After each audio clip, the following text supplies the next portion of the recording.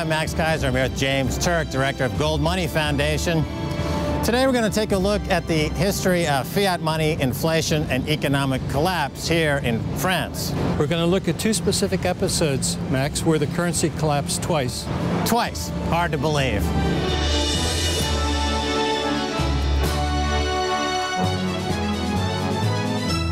France's first experiment with fiat money lasted only 5 years, but it left deep scars. In 1715, Scottish financier John Law found a willing succor in French regent Philip d'Orléans. Louis XIV, the Sun King's wars and extravagance, had left France heavily in debt. His successor tried in vain to square the budget, but expenses doubled income. Drastic cuts would have to be made unless another solution was found. John Law, heading up the Banque Générale, started issuing banknotes. He said this would guarantee liquidity and increase commerce. The bank invested in some hot properties, including the Mississippi Company, whose shares traded right here on Rue Quincampoix. Shares jumped, as did the value of the banknotes. And then, in 1718, the Banque Générale became the Banque Royale, and they issued even more shares. The economy boomed as paper wealth became widespread. In 1720, John Law was made Minister of Finance. But that same year, the bubble popped. The shares started to fall. Law's solution was to issue more banknotes to attempt to prop up the share price in rapidly increasing amounts. The notes started to trade at a discount to metal money. The government started to panic. They issued more shares and forced the state pension account to buy more shares. That didn't work. People started to hoard more gold and silver. The state went door to door and confiscated it. In just a few short months, the shares and the banknotes, now held by virtually everyone in France and held in all the pension accounts, became worthless. And the entire country went down the drain. Oh, and by the way, if you really wanted to insult somebody, you called them a banker.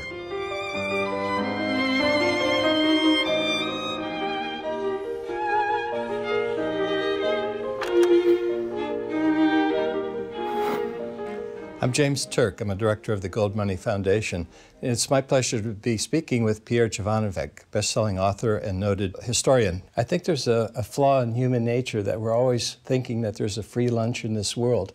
And a free lunch comes one way from printing money, but in reality, there is no free lunch, and printing money ultimately leads to a financial or monetary crisis, which is what happened with the Mississippi bubble. Yeah. It ultimately, the stocks, the shares of the Mississippi Company rose.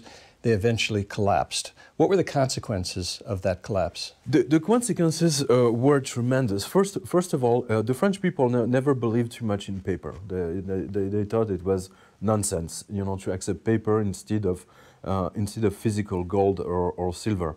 And then there was a kind of mini revolution started. There was the Mississippi Company was Rue Quincampoix in Paris, and there were like thousands of people, you know, coming and striking just in front. So they wanted their money back, and they were like, I think if I remember well, it was a bank run. Yeah, it was a bank run. Yeah. So everybody, and the bank run started with the people who were very well informed.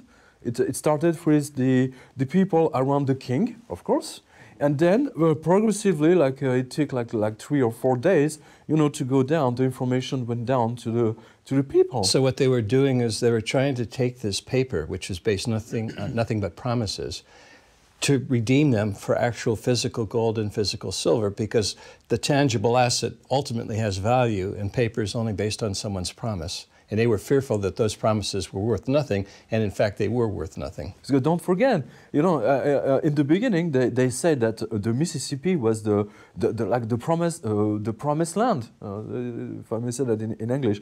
So it was filled like in some biblical city, you know, or filled with gold mines and silver mines and apples in gold on trees, you know, something like this. So people really fantasized about it, you know. know, so everybody wanted the shares of this Mississippi company, and to the point that it was such a success that John Law issued more action, of course, more shares yeah. than available. So, but that's a very common thing. You know, we saw that through history. After the collapse of the Mississippi bubble, what was the impact on the French people? Was it throughout the entire country or just within Paris? No, it was definitely throughout the whole country, because don't forget the law who forbade the French people to use gold coins and silver coins were extremely active, and people all over France were thrown in jail. And at the time, jail was very specific, so it was really a nightmare. So people were really scared because everybody went nuts. There was just this anger against the politicians. We cannot use the term politician because at the time it was the aristocracy. The monarchs. The monarchs who were there. But the anger of the people was already there. And this anger is going to be demultiplied, and which will give not only the French Revolution, but also the terror period, you know, 3 years later, when they will take everybody and just send them to the guillotine. So this is, it's like a maelstrom of anger, of people who have been stolen from their wealth, for which they worked all their lives. The country's best minds come here to the assembly to make impassioned speeches, but the crushing debt is a problem. 70 years later, France again turned to paper currency. How could this happen? For a whole year, this debate raged between paper money and hard money. Food prices continued to rise. The guillotine started to work overtime.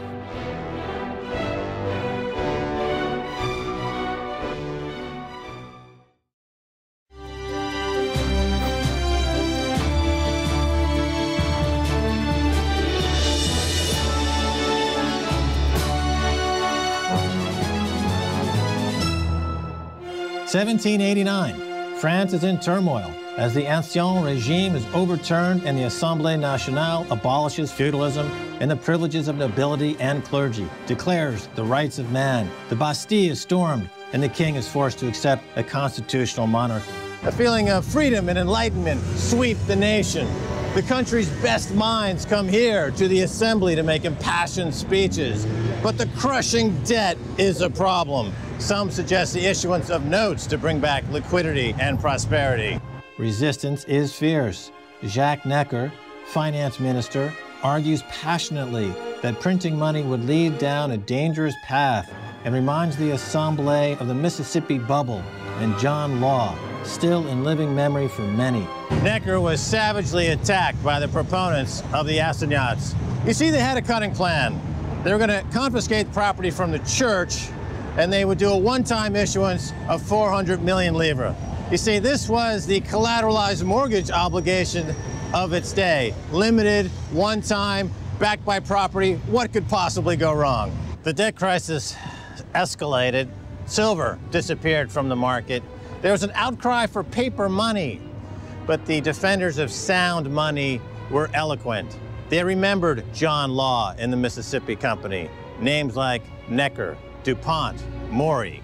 For a whole year, this debate raged between paper money and hard money. The paper money crowd said, it's going to be a one-time deal, fully collateralized.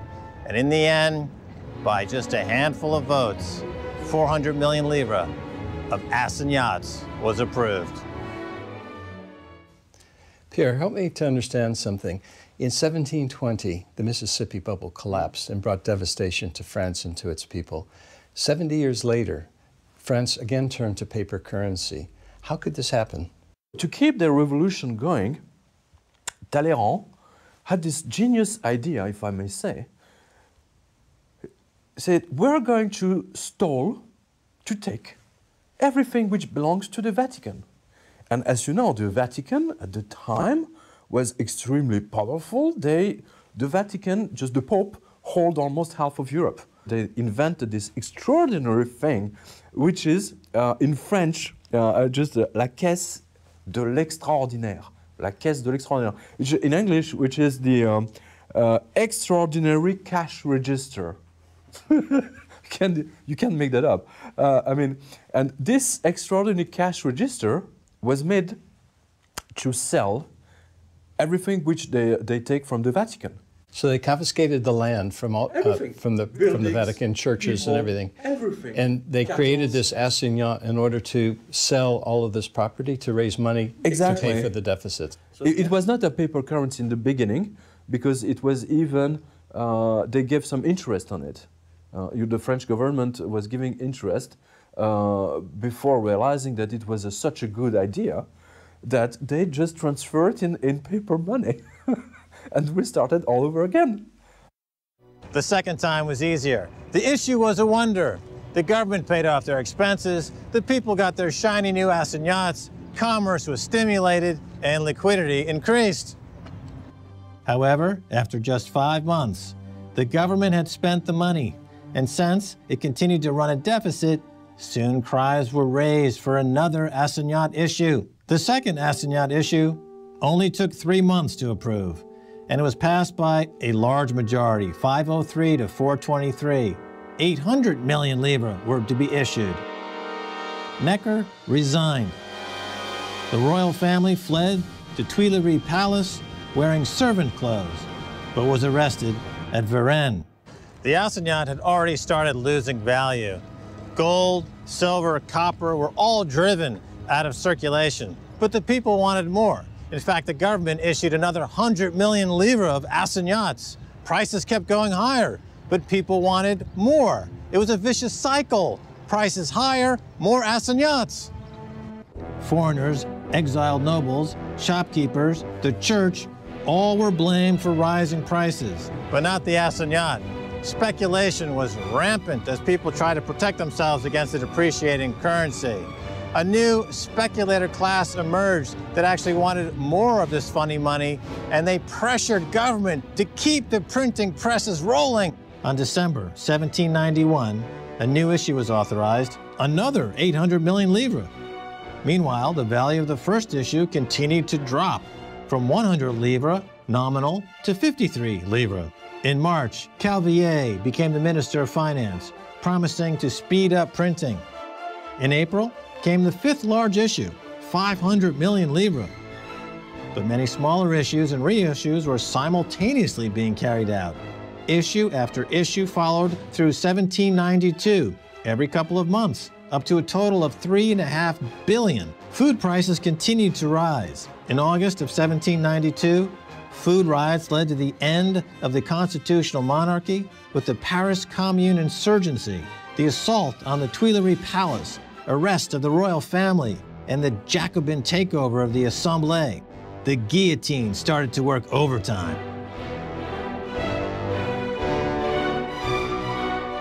So they broke their promise. Instead of limiting the amount of circulation, they went to increasing amounts of circulation.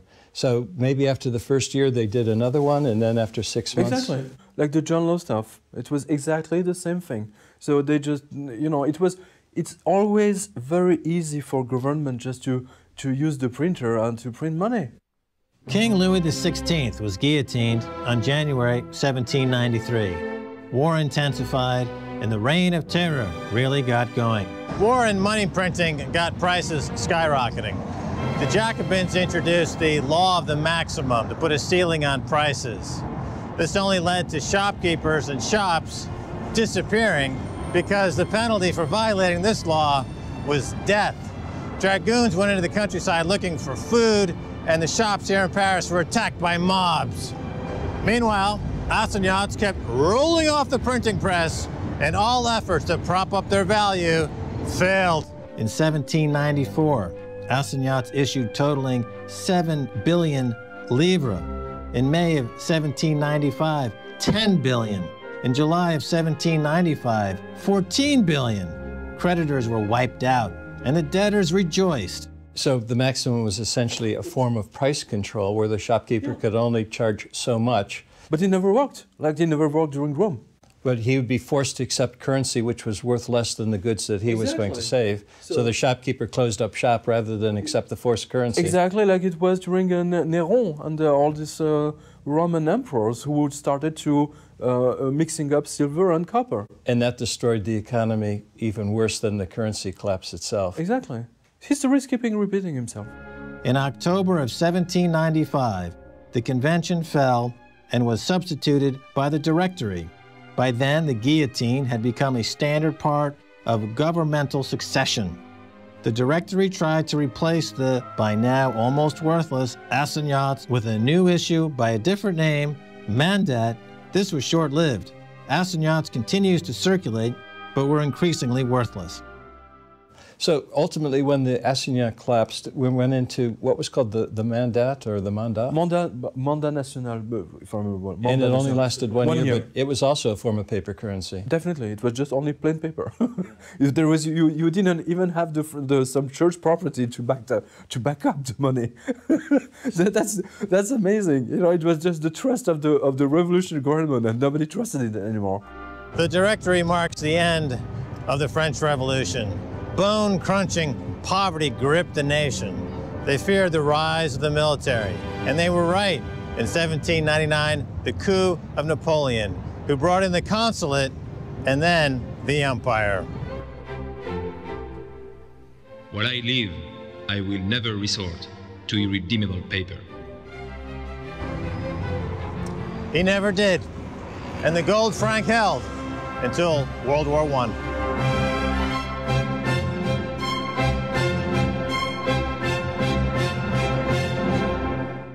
The bottom line is that sometimes people, and particularly politicians, don't learn from monetary history. Definitely. I mean, history is repeating himself, especially right now. I mean, we can see exactly the same thing. What we're seeing today is what the French people have seen, you know, like 200 years before with John Law. I think the bottom line is that people should get their history books out and see what's happened before. Yeah, but people are too lazy to open, you know, their school books, so... Well, hopefully they'll be watching this video. Seems like when anyone, anywhere, fools with fiat money, catastrophe follows. James, is anyone going to learn from this history? Well, let's hope this time we learn from history so we don't have to relive it. Let's go to the cafe and buy some gold.